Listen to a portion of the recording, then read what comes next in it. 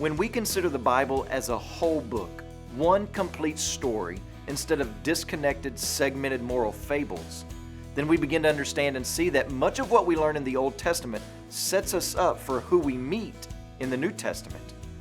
If you were to listen to a story about a Redeemer from Bethlehem in Judah, who not only kept the letter of the law, but also kept the spirit of the law and exceeded the law with his acts of mercy and abundant provision before entering into a covenant with a bride from the nations, would you say that the story was about Boaz or Jesus?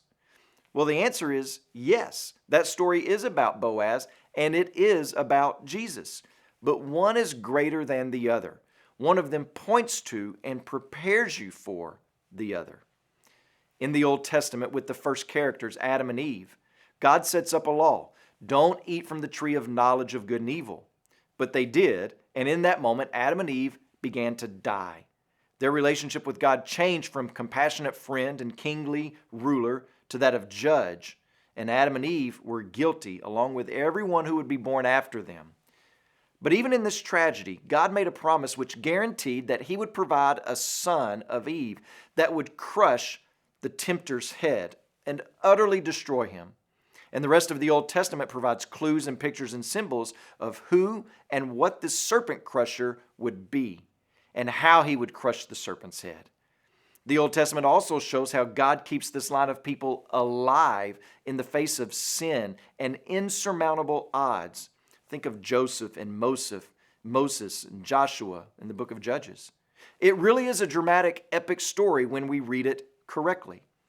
Well, in the book of Ruth, we are discovering how God is involved in the everyday decisions of our lives and how He's weaving those decisions together to make a way for His promised Redeemer who will provide abundantly for His people.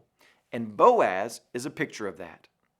And now it becomes the mission of our lives to extend God's grace to others. We don't do it in our own ways, in our own plans, in our own schemes. We don't have to try and figure this out or come up with new and improved ways of reaching our culture.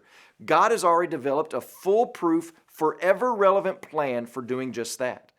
You see, God not only gives you grace in Jesus Christ, He will produce His graciousness in and through your life because Christ lives in us.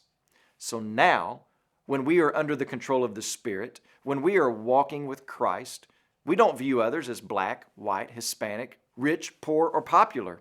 We view them as created in the image of God, in need of God's generous offer of grace. If we're not extending the generosity and pointing people to Christ, then we're just fans of Christ and not really followers.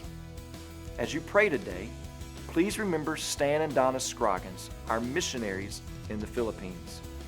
And also remember the Tim Kotakoli Life Word broadcast that's heard in Togo, Ghana, and Benin.